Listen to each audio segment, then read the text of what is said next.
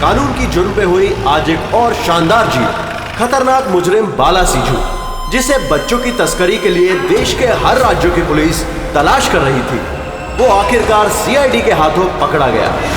अब सीआईडी की टीम बाला से पूछताछ करेगी और बाला के इंटरोगेशन का वीडियो बना के उसे सबूत के तौर पर अदालत में पेश करेगी, ताकि बाला को सख्त से सख्त सजा दी जा सके।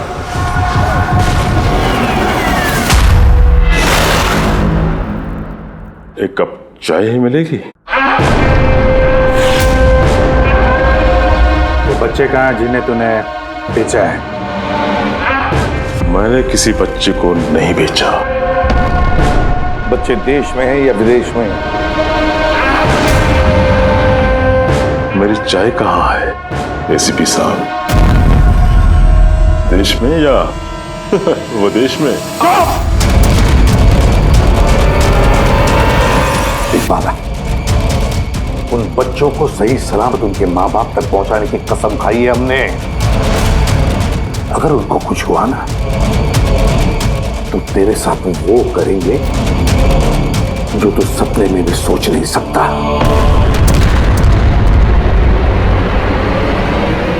एसीपी साहब, आप मुझे धमकी दे रहे हो? हाँ? शुक्र मना हम लोग हैं तो सिर्फ बात कर रहे हैं। अगर दया होता ना तो क्या कर लेता वो? ज्यादा से ज्यादा मेरे लिए चाय बना के लाता वो।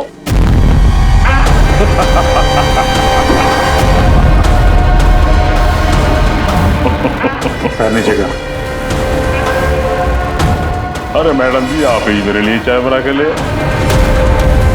वैसे भी औरतों का काम रसोई घर में होता है, ये सीआईडी में कहाँ कर रहे हो आप? तेरी तो और अगर मुझे मैडम जी के हाथ की चाय अच्छी लगी, हाँ, तो मैं इनसे शादी करने के बारे में भी सोच सकता हूँ। वकील साहब, ये हद से ज्यादा बढ़ रहा है। क्यों? तुझे इतनी प्रॉब्लम क्यों हो रही है बे? हाँ? तेरा इस मैडम के साथ कोई चक्कर वक्कर है क्या? ये आपने क्या किया? मेरे क्लाइंट पे हाथ उठाया आपने?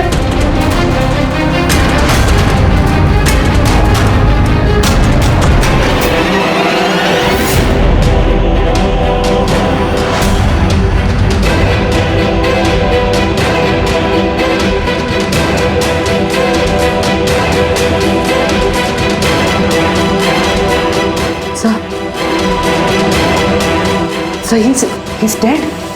क्या?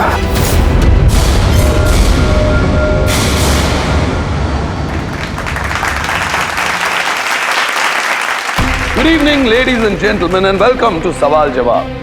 मैं आपका होस्ट अभय कुमार आपका स्वागत करता हूं। आज का विषय या डिबेट है कि क्या हमारे देश में कानून के रखवाले कानून से बड़े हैं? आप सब लोग ने हाल ही में इस केस के बारे में सुना होगा, जहां सीआईडी के सीनियर इंस्पेक्टर मिस्टर अभिजीत पर बाला नामक एक क्रिमिनल की मौत का इल्जाम लगाया गया। इसलिए आज हमारे साथ मौजूद है खुद senior inspector Abhijeet from the CID bureau, उनके साथ ही ACP Pradyuman ji, welcome sir, और senior inspector Daya CID bureau से।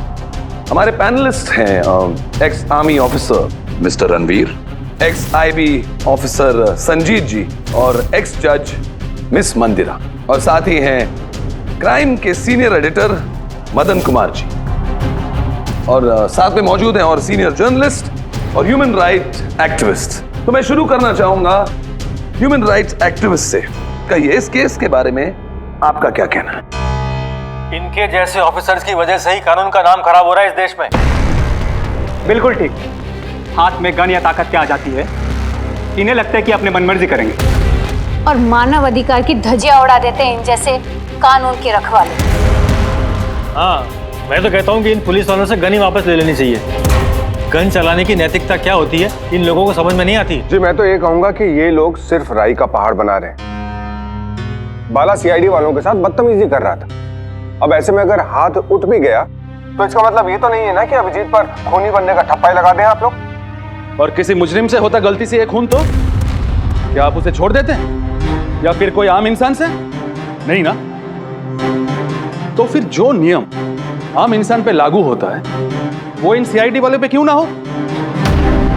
मिस मंदिरा, आप कब से चुप बैठी हैं? इस विषय के बारे में आप क्या कहना चाहेंगे? अभी जी मैं चुप इसलिए हूं क्योंकि जिस सीआईडी टीम की बहादुरी की मिसालें लोग देते हैं उनको आज यहाँ अपमान करना ठीक है क्या? देखिए, मेरे हिसाब से इस बहस का कोई अंत नहीं कि अभिजीत सही है या गलत। ये सब अपने अपने नजरिए पे डिपेंड करता है। अब मैं बात करना चाहूंगा एसीपी प्रद्युमन जी से, जिनका लंबा करियर जो देश के प्रति जिम्मेदारी और फर्ज से भरा हुआ है। इस केस में आप किसका साथ देंगे? सीआईडी के अभिजीत जी का या फिर कानून का? देखिए, आज तक मैं हमेशा कानून का साथ देता आया और आगे साथ देता रहूंगा। इंसाफ होके रहेगा और मैं ये कहने का किसी को भी मौका नहीं दूंगा कि कानून हम सीआईडी वालों के लिए अलग है और आम लोगों के लिए अलग। जब तक इंक्वायरी कमीशन का डिसीजन नहीं आता तब तक सीनियर इंस्पेक्टर अभिजीत सीआईडी की ड्यूटी से सस्पेंड रहेंगे।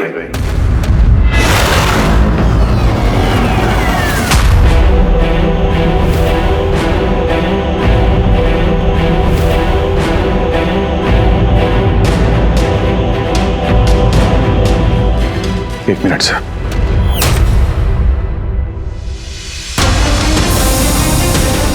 तो मेरे बारे में लोग क्या कहते हैं इससे मुझे कुछ फर्क नहीं पड़ता। अभी आपके मुंह से जो कुछ सुना बहुत तकलीफ हो रही है सर। जो कुछ हुआ आपके सामने हुआ, आप वहीं पे मौजूद थे। अपने दिल पे हाथ रख के कहिए सर कि मैंने जानबूझ के उस आदमी को मारा है। और अगर आपका जवाब हाँ है तो मैं बिना किसी अदालत के फैसले के खुद फांसी के फंदे के सामने जाके खड़ा हो जाऊंगा। अभिजीत, रिलैक्स। नहीं यार दया, बस अच्छा मजाक बना रखा है। हर कुछ महीनों में कुछ लोग हमारे ऊपर इल्जाम लगाते हैं और सर हमारा साथ देने के बजाय हमें सस्पेंड कर देते हैं। और आप लोग बड़ी बड़ी बातें कर रहे थे मानव अधिकार की। क्या कह रहे थे आप? हमारे हाथों से गन ले लेनी चाहिए। अगर आज आप लोग अपने घरों में सुरक्षित तरीके से होली दिवाली मना रहे हैं वो इसलिए कि हमारे हाथों में गन्स हैं। हम लोग रात भर जागते हैं ताकि आप लोग चैन की नींद सो सकें। जब मुजरिम यहां सर पे बंदूक तानता है, छाती पे गोली चलाने वाला होता है और तब आपको यह याद दिलाया जाता है कि आपको पलट के मुजरिम पे वार नहीं करना है, सिर्फ टांग पे गोली चलानी है। उस दिन मैं आपसे ह्यूमन राइट्स और मानव अधिकार की स्पेलिंग पूछूंगा। उस दिन। आज मैं दुनिया वालों के सामने खुल के बोलना चाहता हूं, बाला जैसे आदमी को जिंदगी जीने का कोई अधिकार नहीं। वैसे भी अदालत उसे फांसी की सजा देती ना। कुछ दिन पहले मर गया तो कौन सा तूफान आ गया? और इतने साल अगर सीआईडी में मेरे हाथ बंधे नहीं होते तो इन जैसे लोगों का इंसाफ मैं कब तक कर चुका होता है। और वैसे भी ऐसे कानून का क्या फायदा है जो मुजरिमों को सजा नहीं दे सकता? और वो कानून मुझे क्या सस्पेंड करेगा? मैं खुद सस्पेंड करता हूं ऐसे कानून को।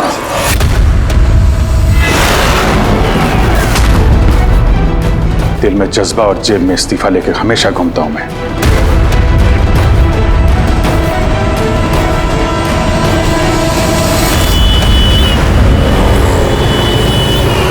अरे यार, हम लोग तो दोस्त हैं यार, दोस्त। अरे मेरे दोस्त, क्या चाहिए आपको आज? अरे कुछ मेरे दोस्त के लिए लेके आओ यार। आप और हम एक चल चल। जी क्या हो क्या तुम्हें? अरे कौन सी जगह पे बैठे और किस तरह के लोग हैं साथ में? चलो उठो उठो, चलो घर चलो। कहाँ चले? सीआईडी ब्यूरो ही तो मेरा घर था और मुझे वहां जाने की परमिशन नहीं। सर सब ठीक हो जाएगा सर, आप यहाँ से चलिए। सब ठीक हो जाएगा। इससे ज्यादा और क्या ठीक होगा?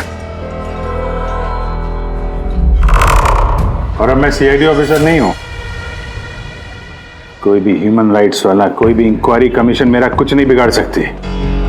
सारे मुजरिमों को एक एक करके मार डालूंगा मैं, और तुम लोग भी मेरा कुछ नहीं कर सकते। और ना वो तुम्हारा एसीपी प्रद्युमन। जाओ उसके पास जाओ तुम लोग, मुझे तुम लोगों की शक्ल नहीं देखनी। जाओ। अभिजीत, तुम होश में भी हो? तुम्हें पता है तुम क्या बोल रहे हो? अरे छोड़ो यार, ये दोस्ती दिखानी थी ना तो उस दिन दिखानी चाहिए। आज ये अपनेपन का ढोंग करने की कोई जरूरत नहीं है। क्या बोला तुमने? ढोंग?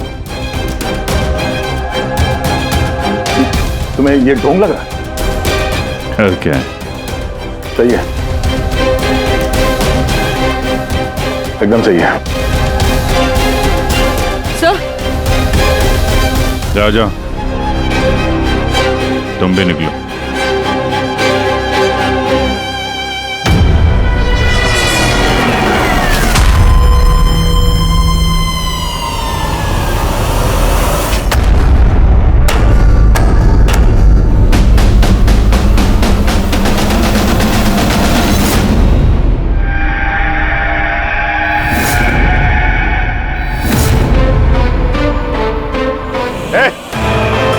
कौन है यहाँ? ये आंखों में पट्टी क्यों बांध रखी है? बोलो मुझे, कहां लेके आ गए? कौन हो तुम लोग? खोलो मुझे।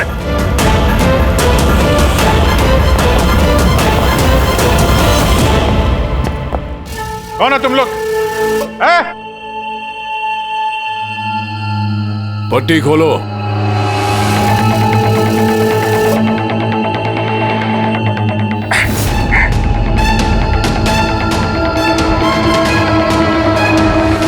जानते हो किसे किडनैप किया तुमने? एक सीआईडी ऑफिसर। अभिजीत, अब तुम एक सीआईडी ऑफिसर नहीं रहे। सीनियर इंस्पेक्टर अभिजीत सीआईडी की ड्यूटी से सस्पेंड रहेंगे। डरो मत, तुम्हें हमसे कोई खतरा नहीं। हमें अपना दोस्त समझो। दोस्त? आखिर हो कौन तुम लोग? सब पता चल जाएगा अभिजीत कि हम कौन हैं और तुमसे चाहते क्या हैं। अंधेरे में छुप के क्यों खड़े हो? हिम्मत है तो सामने आओ। हम अंधेरे में इसलिए हैं क्योंकि ये देश और समाज रोशनी में हमें हमारा काम करने नहीं देता। क्या मतलब?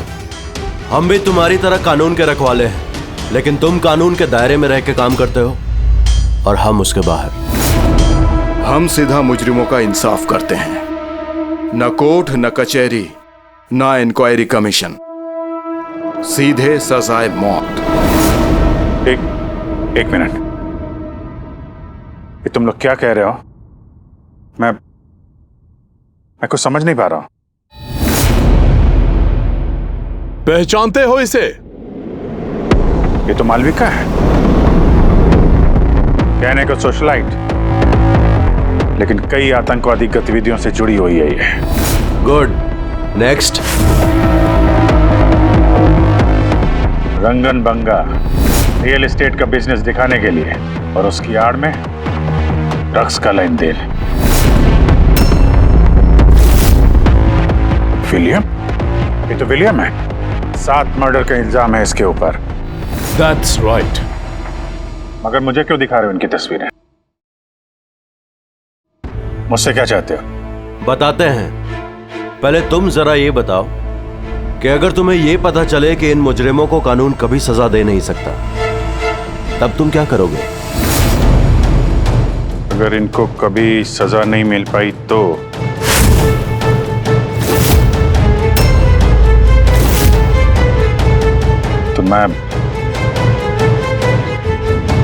मैं खुद मार दूंगा इनको। वैसे भी किसी भी मुजरिम को इस धरती पे सांस लेने का हक नहीं है। सबको कुचल के मार देना चाहिए, सबको। Very good. तुम्हारे अंदर हम यही जोश और जुनून देखना चाहते थे। हम तुम्हारा दर्द समझ सकते हैं अभिजीत।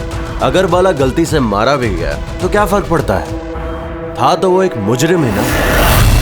अब तुम ही बताओ अभिजीत, इतने सालों की ड्यूटी का ये जो सिला मिला है तुम्हें, क्या ये ठीक है? इनके जैसे ऑफिसर्स की वजह से ही कानून का नाम खराब हो रहा है इस देश में। और मानव अधिकार की धज्जियां उड़ा देते हैं इन जैसे कानून के रखवाले। हाथ में गन या ताकत क्या आ जाती है, इन्हें लगता है कि अपनी मनमर्जी करेंगे। नहीं, बिल्कुल ठीक नहीं है।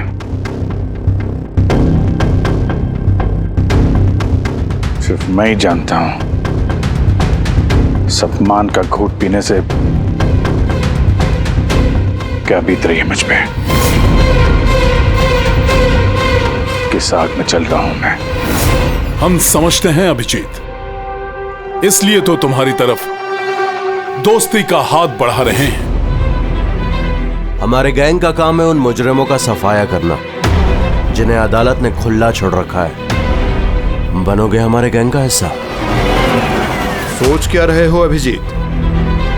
हमारा साथ दोगे या फिर उस सिस्टम का जिसने अनजाने में हुए एक हादसे के लिए तुम्हें सजा दी? मैं नहीं जानता कि तुम लोग कौन हो, पर जब लड़ाई जुर्म और मुजरिमों के खिलाफ है तो अभिजीत का जवाब हमेशा हाँ है। पर इससे पहले तुम्हें अपनी वफादारी की परीक्षा देनी होगी। वफादारी की परीक्षा? कौन है आदमी? छगन आज तक 5 औरतों को मार चुका है और अदालत ने इसे दिमागी रूप में बीमार करार देकर रिहा कर दिया। लो रिवॉल्वर और चलाओ गोली।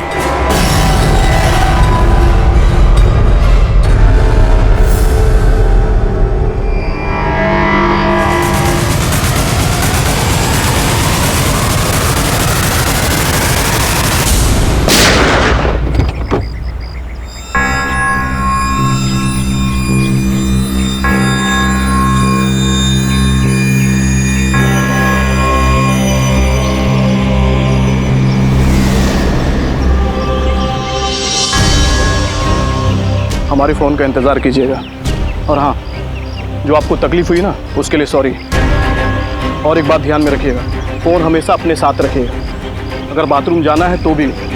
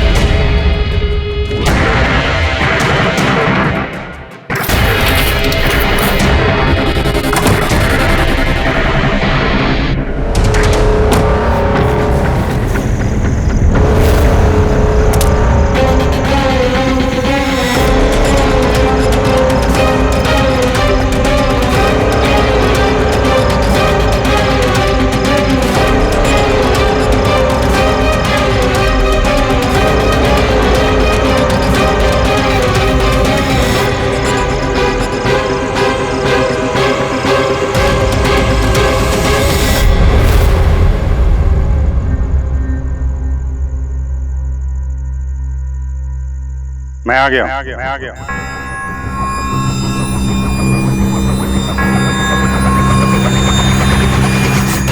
हमारा अंदाजा सही निकला। मतलब जो कहानी हमने फैलाई थी वो मान लिया उन लोगों ने। और चारा ही क्या था, जिस जाल में वो लोग फंसे हैं उसे हमने 1 महीने पहले ही फेंका था।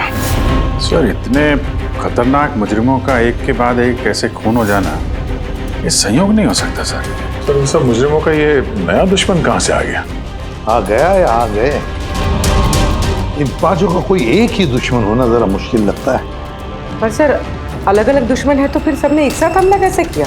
पूरे लोग अलग अलग हो सकते हैं, लेकिन गैंग एक ही है, मकसद भी एक ही, बुरे लोगों का खात्मा करना। लेकिन कानून को अपने हाथ में लेकर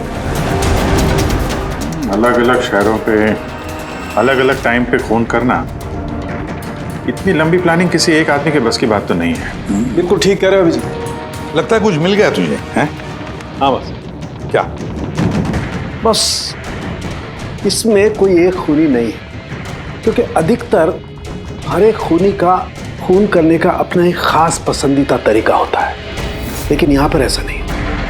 ये देखो, इसे गोली मारी गई है, गोली बहुत दूर से मारी गई है, लेकिन गोली सीधी जाकर के दिल में लगी है, 1 इंच भी इधर उधर नहीं। दूसरा, इसे मार्शल आर्ट के किसी एक खास मूव से मारा गया है, बहुत ही खतरनाक, एक झटके में चित।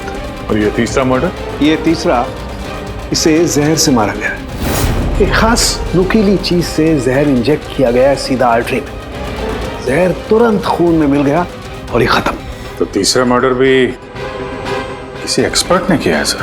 हाँ जी, पहला शार्प शूटर, दूसरा मार्शियल एक्सपर्ट और तीसरा खास तरीके से जहर का इंजेक्शन देने वाला।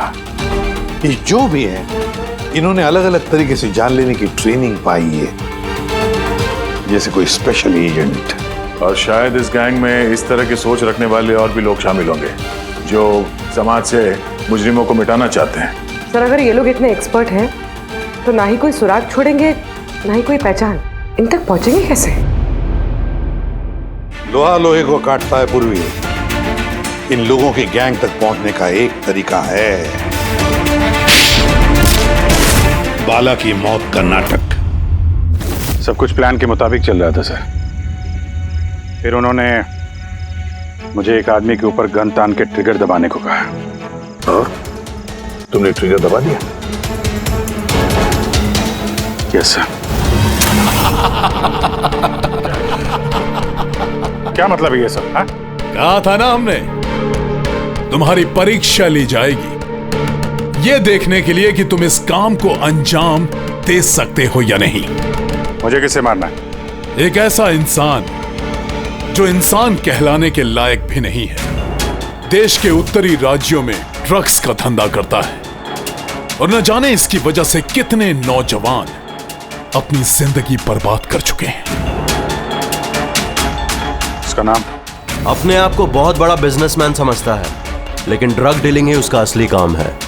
एक बार वो शहर में वापस आ जाए, बस उसके बाद उसका काम तमाम। नाम में क्या रखा है? गोली मारने के ठीक 1 घंटा पहले तुम्हें बता दिया जाएगा कि कब और कहां गोली चलानी है। ट्रिगर कैसे दबा दिया? उसे कुछ हो जाता तो, मारा जाता तो? नहीं दया, कुछ नहीं होता। वो गन के वजन से मैंने अंदाजा लगा दिया था, अंदर कुछ गोलियां वोलियां थी नहीं। अभिजीत, अब उनके रंग में इस कदर रंग जाओ कि रत्ती भर तक शक ना करे वो लोग। यही एक तरीका है उन तक पहुंचने का। लेकिन इसके पहले वो कुछ बड़ा अंजाम करें। अगर हम उनके अड्डे तक पहुंच जाएं और उन्हें वहां गिरफ्तार कर लें तो? अगर उनके अड्डे तक पहुंचेंगे कैसे? तुम्हारे आंखों पर तो पट्टी बांध रखी थी। पट्टी बंधी थी दया, लेकिन उनके अड्डे से घर पहुंचने तक मैंने रास्ते को अच्छी तरीके से महसूस किया है, और जो कुछ मुझे लगा मैंने इस पेन ड्राइव पर रिकॉर्ड किया है। ये मेरे कपड़े हैं, जूते हैं, इनसे भी शायद कुछ मदद मिले उनके अड्डे तक पहुंचने के लिए।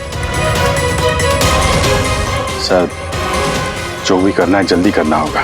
कभी भी मुझे वो फोन आ सकता है ड्रग डीलर को मारने के लिए।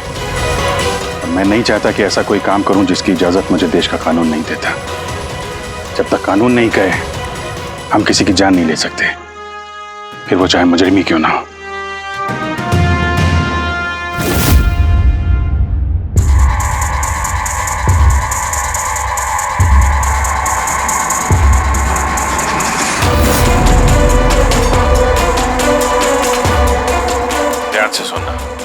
मिला के 1.5 घंटे लगे थे मुझे उनके अड्डे से अपने घर आने में। कार की स्पीड 60 के ऊपर नहीं गई होगी। 15 मिनट गाड़ी ट्रैफिक जाम में फंसी हुई थी। 10:15 उस वक्त मुझे किसी की अर्थी जाती हुई सुनाई थी। और हाँ, जब हम अड्डे से निकले थे तो वहाँ कहीं मंदिर में आरती हो रही थी लाउड स्पीकर पे। और कुल मिला के 6 ट्रैफिक सिग्नल पे गाड़ी रुकी थी और कुछ 5 फ्लाईओवर्स थे और हर फ्लाईओवर को क्रॉस करने में करीब 40 से 45 सेकंड लगते।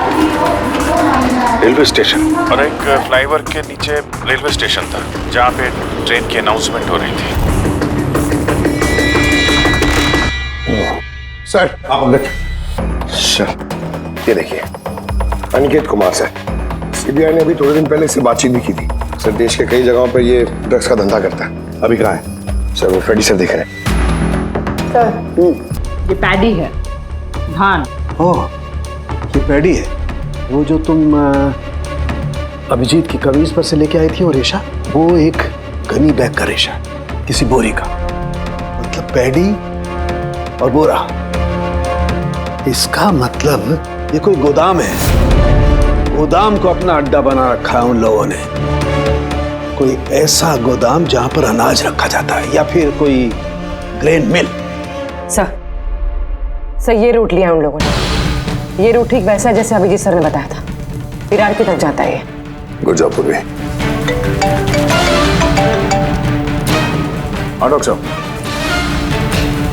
क्या अभिजीत को अनाज के गोदाम में रखा गया था? अनिकेत आज सुबह ही ग्रीस से वापस लौटा है, अभी तो ऑफिस नहीं आया। अच्छा, तो अब गैंग वालों का फोन आएगा अभिजीत को, आएगा फोन।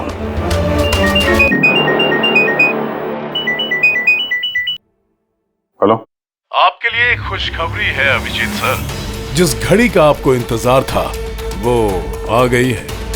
आज आपके शुभ हाथों से एक मुजरिम को सजा मिलेगी। ठीक 1.5 घंटे के बाद एक काले रंग की गाड़ी आएगी आपके पास और बता देगी कि आपको किस पे और कहां गोली चलानी है। मगर राइफल कौन सी है? क्या फर्क पड़ता है? राइफल कौन सी है? आपको तो सीआईडी ट्रेनिंग में हर किस्म की ट्रेनिंग दी जाती है ना? मैंने ट्रेनिंग तो मुझे सारे हथियारों की है, लेकिन मेरे पास सिर्फ एक ही चांस है गोली मारने का। तो अगर मुझे पता हो हथियार कौन सा है तो थोड़ी आसानी होगी। RS 451। Okay, RS 451।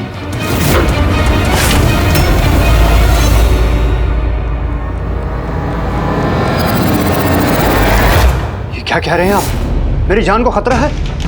फिर तो मैं कहीं जाऊंगा ही नहीं, घर के अंदर ही छुप के बैठूंगा मैं। सारी मीटिंग्स कैंसिल। अनिकेत, घर में छुप कर बैठने से कोई फायदा नहीं होगा। उन लोगों ने ठान लिया है तुम्हें मारने का और वो मार कर ही रहेंगे तुम्हें। आप कुछ कीजिए ना, आप लोग सीआईडी वाले हैं, बचा लीजिए मुझे। बचा लेंगे हम तुम्हें, सिर्फ इस बार गोली हमारा ऑफिसर तुम पर चलाएगा। तुम्हारे इन कपड़ों के अंदर एक बुलेट प्रूफ जैकेट होगा और कुछ खून के पैकेट्स। अगर निशाना इधर उधर चला गया तो, अगर गोली सर पर लग गई तो? कुछ नहीं होगा, क्योंकि गोली भी नकली होगी। और हाँ, तुम्हें तुम्हारे कर्मों की सजा जरूर मिलेगी, मगर पहले हम तुम्हारे जरिए उस मास्टरमाइंड को पकड़ेंगे। अब बताओ, मीटिंग के लिए कहाँ जाने वाले थे तुम? अगली मीटिंग 1 घंटे में है। एक मॉल के बाहर एक प्रोडक्ट लॉन्च है। मॉल के बाहर? हेलो, मुझे लगता है मिशन कैंसिल करना पड़ेगा। मगर क्यों? बाला जिंदा है।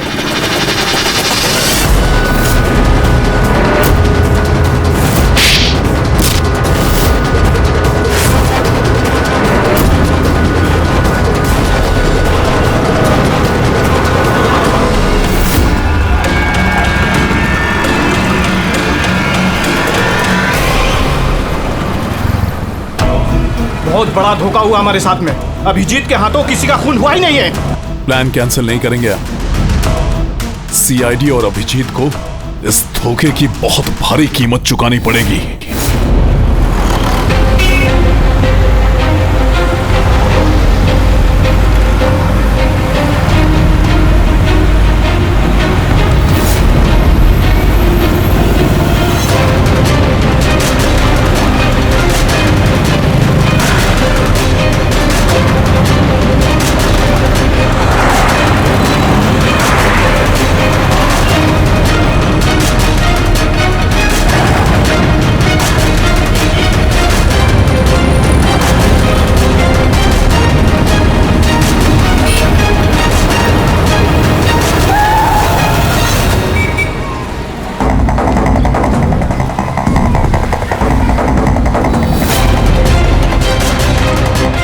पे वो आदमी आने वाला है।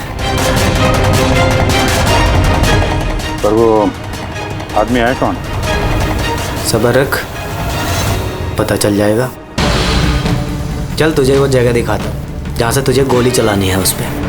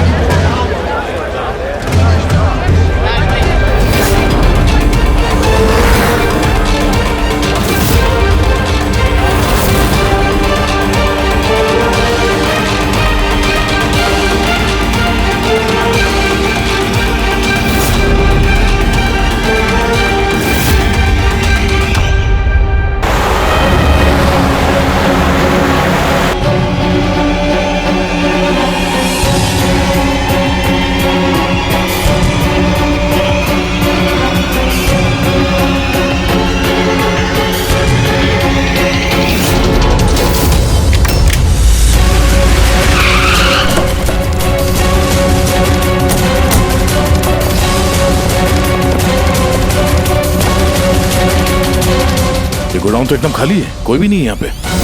हाँ सर, ये वो गोदाम तो नहीं लग रहा है जिसे हम ढूंढ रहे हैं। ओ भाई साहब, कौन है आप लोग? क्या चाहिए? तुम यहाँ पे काम करते हो? ये गोडाउन को इस्तेमाल कर रहा था क्या? नहीं तो पिछले 2 साल से बंद पड़ा हुआ है और ये गोदाम हमारे बॉस को बेचना है। अब क्या खरीदने आए? अगर ये वो गोडाउन नहीं है तो फिर कौन सा गोडाउन है?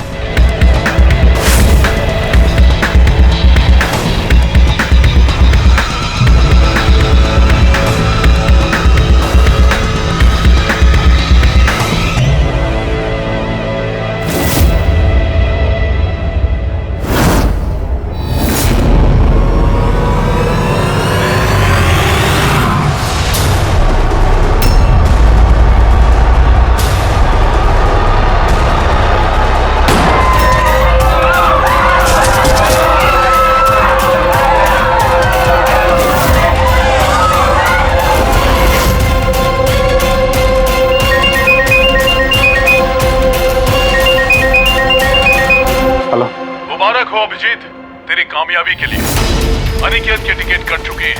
अब बैठो गाड़ी में, मिलकर बधाई दूंगा तुम्हें। ठीक है, आ रहा हूं मैं।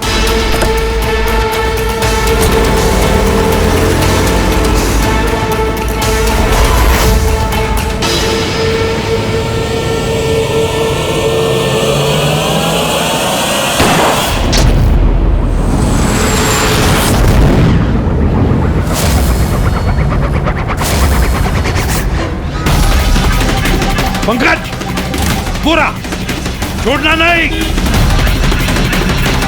ओह नो सर। क्या हुआ? सर मुझसे एक गलती हो गई। वो तिलक नगर वाला गोदाम मिस हो गया। सर ये देखिए, सर वहाँ पर भी मंदिर है, स्मशान है, फ्लाईओवर है और रेलवे ट्रैक है। कहीं ये वही गोडाउन तो नहीं है? कितनी दूर है यहाँ से? सर ट्रैफिक है तो 40-45 मिनट लगेगा। सर मुझे को पता था हमारे प्लान का। अभिजीत सर नकली गोली चलाने वाले थे। अभिजीत की जान को खतरा है, दया को फोन करना होगा। दया, देखो अनिकेत पर किसने गोली चलाई है। असली गोली। हाँ, अभिजीत की जान को खतरा है। उनके अड्डे का पता चल गया? नहीं सर, ढूंढ रहा हूँ। जल्दी जल्दी दया, टाइम नहीं है हमारे पास।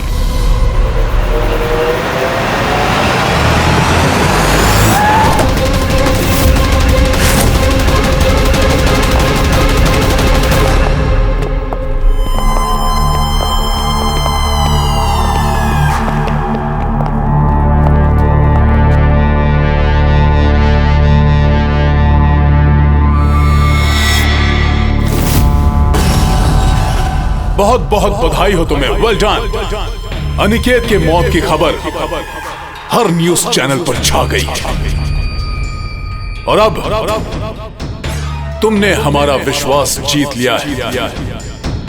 इसलिए अब हम अंधेरे से रोशनी में आकर तुमसे अपनी पहचान करवाएंगे।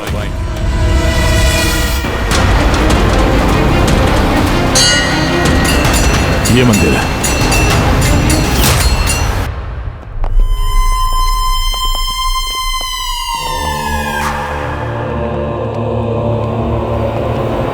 हमारे पैनलिस्ट हैं ex IB officer Sanjeet ji, ex जज miss Mandira, ex army officer mister Ranveer. Oh, तो आप लोग हैं? हाँ, हम। क्यों? हैरानी हुई हमें देखकर? भूल गए उस दिन जब सिर्फ मैंने तुम्हारा समर्थन किया था?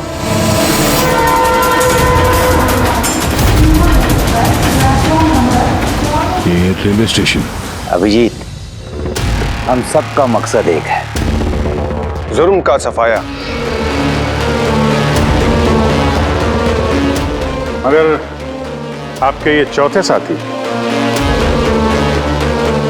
इनको क्या हुआ है? ये सामने क्यों नहीं आ रहे? मैं सामने आऊंगा भी नहीं, क्योंकि तुम एक धोखेबाज हो।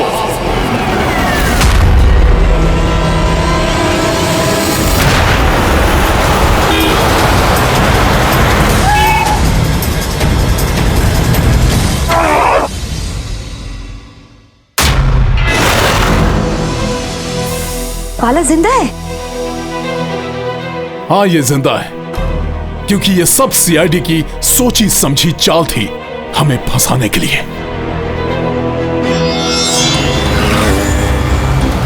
और ये स्मशान भूमि। और अनिकेत? वो भी जिंदा होगा। जरूर इस अभिजीत ने उसे नकली गोली मारी होगी। अभिजीत, इस धोखे की सजा सिर्फ मौत है, सिर्फ मौत। तुम और बाला दोनों मरोगे, दोनों। और तुझे हम नहीं मारेंगे, ये मारेगा। मैं क्यों? क्योंकि एक ईमानदार और बहादुर ऑफिसर को मारना हमारे ईमान के खिलाफ है।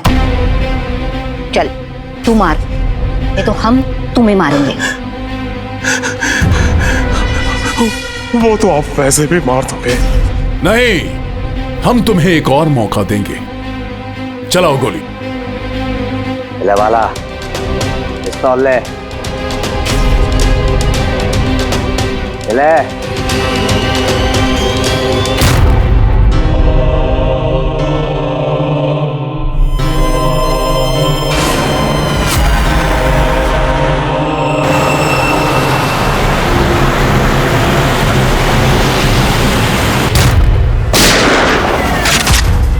कोई नहीं भागेगा।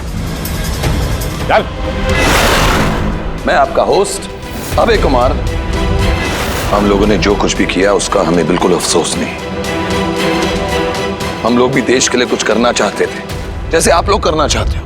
देश के लिए कुछ कर गुजरना बड़ी अच्छी बात है, पर जो रास्ता तुम लोगों ने अपनाया ना, वो गलत है, कानून के खिलाफ है। तो कानून कौन सा 100% परफेक्ट है?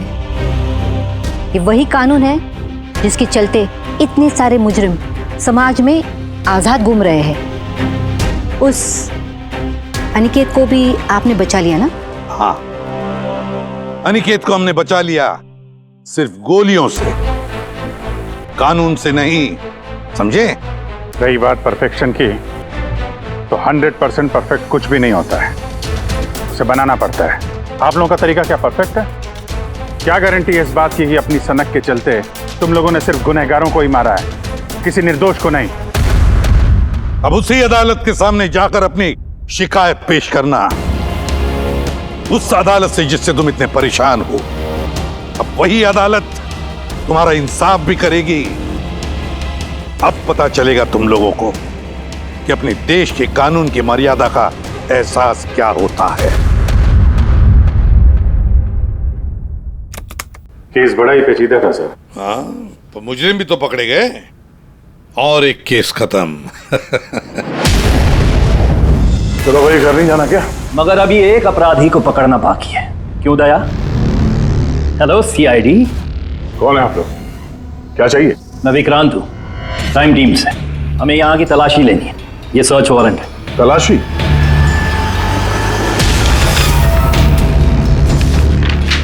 हमारी आप सबसे रिक्वेस्ट है कि आप सब हमारे साथ पूरी तरह से कोऑपरेट कीजिएगा। क्या हम जान सकते हैं कि तलाशी क्यों ली जा रही है? दमन के फांसी वाले केस में आप सबके खिलाफ कंप्लेंट है कि आप सब ने एविडेंस के साथ छेड़छाड़ की थी। दया हमारे पास है, हमारी जेल में। तो अगर दया को बचाना चाहते हो तो पहले मेरे भाई को बचाना होगा, वरना ठीक 4:30 बजे ना सिर्फ मेरे भाई को फांसी होगी बल्कि सीनियर इंस्पेक्टर दया भी फांसी पर चढ़ेगा। तलाशी शुरू करो। आप सबके फोन रिकॉर्ड्स भी चेक किए जा रहे हैं। अब आप सब पे कड़ी नजर रखी जाएगी।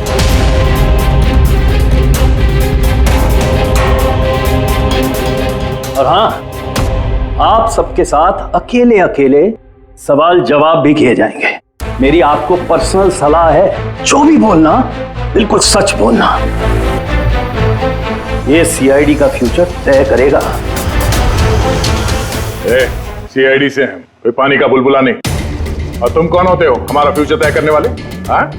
सीआईडी की बुनियाद सच की नींव पे टिकी है। झूठ बोलना हमें आता नहीं। हाँ हाँ पता है, आप सीआईडी वाले हो, पता है।